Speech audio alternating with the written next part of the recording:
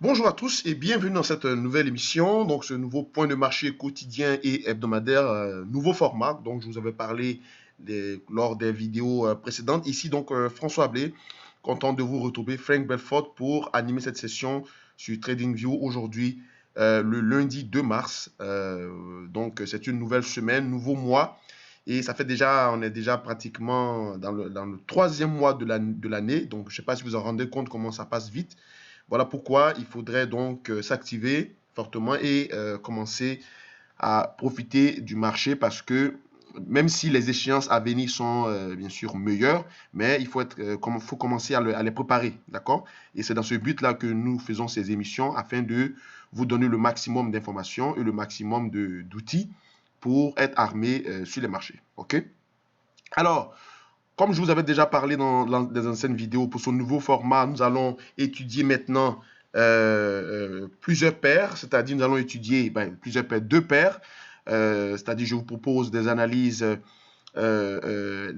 complètes sur les paires que je suis, c'est-à-dire le dollar canadien, dollar américain, dollar canadien qui est ma spécialité comme vous le savez.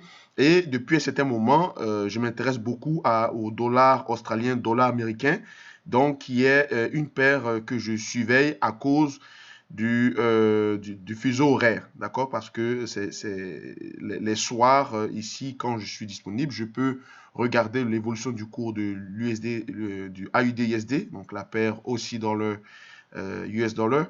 Et c'est parce que ici, lorsqu'il fait soir au Pacifique, ce sont les sessions du matin, d'accord? Donc, ça bouge ici, on va dire, dans les soirs, à partir de 20 heures. En Australie, je crois il est 9 heures là-bas, quand il est 20 heures ici. Donc, c'est un peu plus facile pour moi de faire des sessions de nuit sur cette paire-là. Alors, comme vous constatez, sur l'écran, nous avons l'USD CAD, on a l'indice du dollar américain que vous connaissez maintenant, qui est traditionnel, le cours de l'or qui est à votre droite ici. On a également l'indice du dollar canadien ici, hein, le CXY, le cours du dollar australien par rapport au dollar américain, et puis celui du pétrole. OK?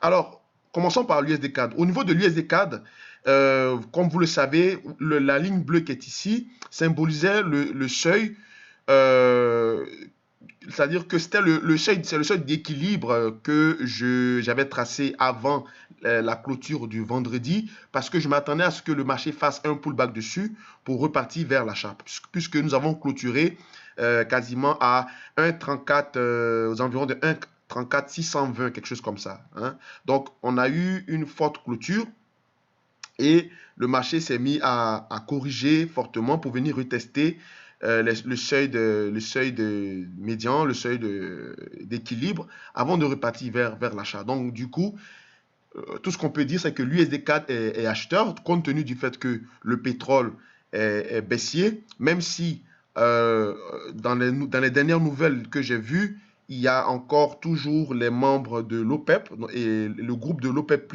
c'est-à-dire le groupe de Vienne, et puis donc le groupe de Vienne qui est le syndicat de l'OPEP+, qui compose les 4 pays qui sont venus se rajouter sur les anciens pays producteurs du pétrole, traditionnellement, d'accord? Et ils sont encore en train de chercher à lutter pour combler cette demande. Parce que là, le problème, c'est que euh, pourquoi est-ce que le pétrole baisse? C'est vrai, il y a aussi la fameuse thématique du coronavirus. Il y a aussi les deals manqués entre certains puissants pays producteurs et exportateurs du pétrole avec certains pays qui sont, c'est-à-dire les deals entre les pays exportateurs et les pays producteurs, notamment le Nigeria et les États-Unis, ou bien vous avez aussi la Russie et et l'Iran, voilà, qui ont manqué de signer un accord, mais ces pays-là sont toujours dans cette volonté manifeste de pouvoir maintenir, et l'Arabie Saoudite aussi, j'allais dire, j'ai oublié, mais ces pays-là sont dans cette volonté manifeste de vouloir maintenir coûte que coûte le prix du pétrole à un niveau raisonnable. Parce que ce n'est pas dans le jeu du commerce mondial, ce n'est pas tout le monde qui peut profiter, en tout cas pas le Canada, d'un pétrole en dessous de 50 $ le baril. Donc il y a des concessions qui sont faites de part et d'autre Le prix du pétrole, pourquoi pas, on le verra très bien rebondir sur des niveaux à venir. Mais en tout cas, en ce qui concerne l'analyse graphique, quand on regarde ici, on voit bien que la chute du pétrole est solide. On est quitté de quasiment 64 dollars le baril, 64,50 jusqu'à 45 dollars. Hein, on a perdu presque 5%, 5 à 6%. Et on est en train de se stabiliser ici dans la zone en verte. La zone en verte symbolise les niveaux d'achat potentiel. Et tant qu'on se maintiendra au-dessus, il y a un risque de correction acheteuse à venir pour aller au moins tester le seuil des 50 dollars le baril ou peut-être des 48 dollars 50. OK? Qui sont des seuils, des seuils clés. Et pour l'instant, quand on regarde le graphique, on voit très bien que il est orienté il est en fait, on le voit en train de se stabiliser sur les creux pratiquement depuis, on n'a jamais été en dessous de ce niveau depuis pratiquement 2016 là-bas. Hein, si je recule un peu en arrière, on va voir que, vous voyez, c'est très loin, d'accord, que le marché était sur des creux comme ça. Donc, pour l'instant, on est en train de se stabiliser. On se stabilise et après, on va certainement orienter une direction avec les décisions qui vont être faites, notamment la Fed qui arrive et puis également aussi, on a vu quelques accords aussi géopolitiques entre les Américains et les talibans hein, pour un cessez-le-feu temporaire en Afghanistan. Donc tout ça aussi, ça compte parce qu'il y a des zones pétrolières dans ces endroits-là. Donc, s'il y a un calme aussi, on peut avoir donc un pétrole qui tend à se stabiliser. OK? Au niveau de l'USD CAD avec pétrole, les deux vont ensemble. Quand le pétrole va se stabiliser ou si la pression baissière continue, l'USD CAD il est orienté vers l'achat. D'accord? Il est dirigé vers l'achat. Donc, pour l'instant, le seuil que, comme vous le voyez ici, qui est à 1,33050, je le surveillais pour acheter le dollar américain, le dollar canadien par rapport au dollar américain. On a quasiment frôlé, hein, je vais l'agrandir, on a quasiment frôlé ce niveau avant de repartir à l'achat. Donc, juste pour vous dire que à quel point ces seuils-là sont millimétrés et c'est très intéressant toujours de voir à quel point nos études graphiques sont assez précises. Au niveau du dollar américain, le dollar américain, lui, qui vient de repasser en dessous de son seuil d'équilibre de moyen terme, qui est 98 points, il est tout simplement en train de corriger. Certainement, le marché est en train de pricer une forte intervention de la Fed dans les jours à venir, compte tenu de la correction majeure qu'on a eue ces derniers temps. Bon, on a corrigé une partie, hein, parce que ce qui était pricé, c'est qu'on corrige à peu près de 20%. On a corrigé simplement on va dire de 12,5 à 15% de correction. Même 15%, je suis un peu sceptique. Peut-être 12%. Et il en reste encore. On n'est pas, comme je vous ai dit, selon moi, on est entré dans un marché, en tout cas baissier. On commence à rentrer dans un marché baissier. Ce n'est pas encore la crise, ce n'est pas encore la récession, ni le krach, mais on commence à rentrer dans un marché baissier. Et quand on parle de marché baissier, ça ne veut pas dire que nécessairement il n'y aura pas de séances haussières. D'accord? Un marché baissier, pardon, c'est un marché dont il y a plus de séances baissières que de séances haussières. C'est tout. Voilà, c'est pas aussi compliqué que ça. D'accord? Donc, au niveau du dollar, on price un peu pour avoir des rhétoriques dovish du côté de la Fed pour être prudent, des rhétoriques prudentes, des rhétoriques dovish pour préparer le marché on va dire, pour préparer le marché à recevoir de la liquidité supplémentaire afin de contenir l'impact du coronavirus qui est un peu dramatisé par les médias parce que ce n'est pas si pire que ça. Hein. Le SRAS en 2000 ou la grippe H1N1 ou bien l'Ebola a fait bien plus de mal, bien plus de tort à la santé, à l'économie sociale. Et ce n'était pas aussi communiqué dans les médias. Bon, je ne sais pas, ça rime à quoi que cette fois-ci, il y a une communication intensive et négative sur ça. Certainement, c'est une sorte de mea culpa de la part des organismes de santé parce qu'elles sont souvent reprochées de ne pas communiquer assez au niveau d'une urgence mondiale et d'être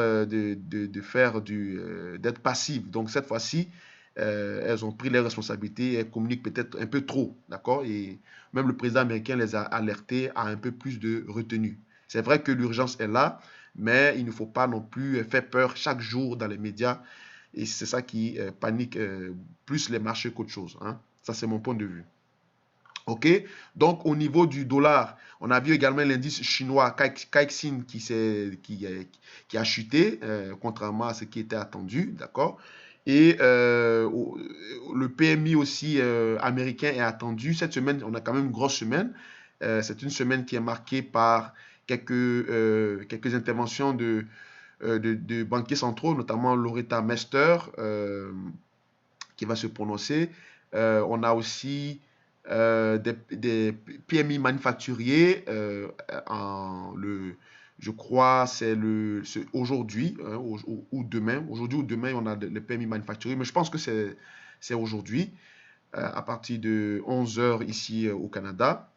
Alors, on a aussi les NFP, donc les traditionnels non-farm payroll, le vendredi, donc c'est le premier vendredi du mois, et le NFP est attendu normalement à un recul, hein. On a attendu un recul compte tenu des activités qui ont été dégradées ces derniers jours avec le coronavirus et tout ça. Donc, précédemment, on a fait 225 000 créations d'emplois et on s'attend à avoir un NFP aux alentours de 165 000 à 170 000. Donc, c'est un recul. Okay? Au niveau du taux de chômage, il est attendu également à se stabiliser, toujours autour des 3,6, 3,7%. Okay? Donc, constat global, dollar qui corrige, d'accord, compte tenu des anticipations.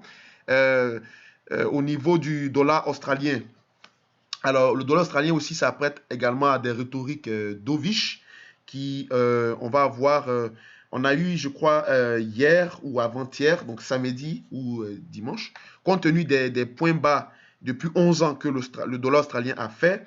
On a vu le premier ministre australien qui s'appelle Scott Morrison qui a indiqué que le gouvernement est en train de cibler un stimulus par secteur. Donc, ils vont faire quasiment des programmes d'ajustement par secteur pour injecter de la liquidité afin de contenir toujours l'ampleur de ce du coronavirus. N'oubliez pas aussi que l'Australie avait déjà aussi subi les attaques de feux sauvages, donc qui avaient aussi ravagé beaucoup d'hectares de leur forêt.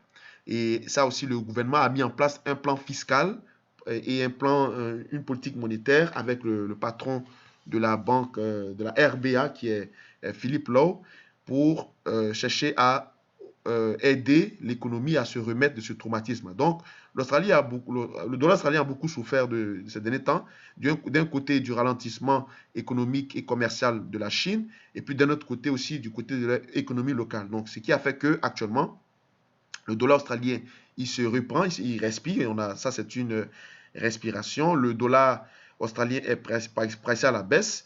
Cependant, actuellement, on a un dollar qui consolide, un dollar qui corrige un peu.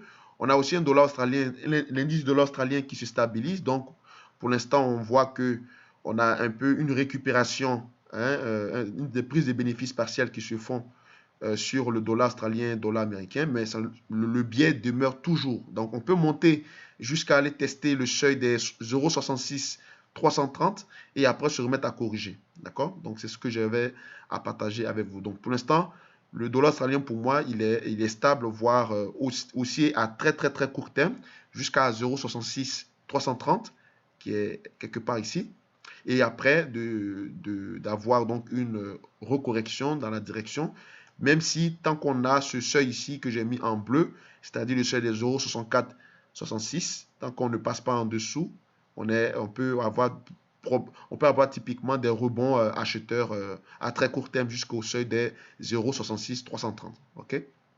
Donc, c'est ce que je tenais à vous dire. Constat global, USD CAD haussier, en tout cas à très court terme.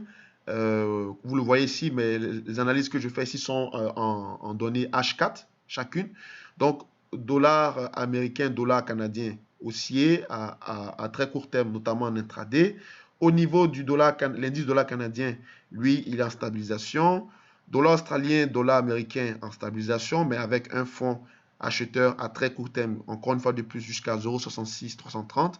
Dollar américain en consolidation due aux pressions des anticipations, tant au niveau macroéconomique qu'au niveau, au niveau politique. Au niveau de l'or, cette zone ici en vert était la zone que je surveillais pour acheter. Le seuil d'équilibre au départ, le seuil médian était à 15,75. On a tenu ce seuil. Vous voyez bien qu'on est venu, on a testé ce seuil plusieurs fois et le marché se remet à repartir. Pour l'instant, j'ai manqué mon entrée. Je vais certainement affiner, mais je m'attends à ce que l'or corrige un petit peu afin de pouvoir, toujours dans cette zone ici, afin de pouvoir le payer. D'accord? Sinon, je m'arrangerai pour voir si je peux rentrer. Mais en tout cas, l'or est pricé pour aller chercher le seuil des environ 17,50. Hein, donc 17,30, 17,50. Donc il y a quand même du chemin à faire. Mais pour l'instant, il se stabilise compte tenu des différents chiffres et des données sur l'inflation et ainsi de suite. OK? Donc, c'est ce que j'avais à vous dire aujourd'hui. Merci d'avoir suivi ce point de marché complet. On se retrouve plus tard, c'est-à-dire vendredi, pour d'autres informations. Merci, au revoir.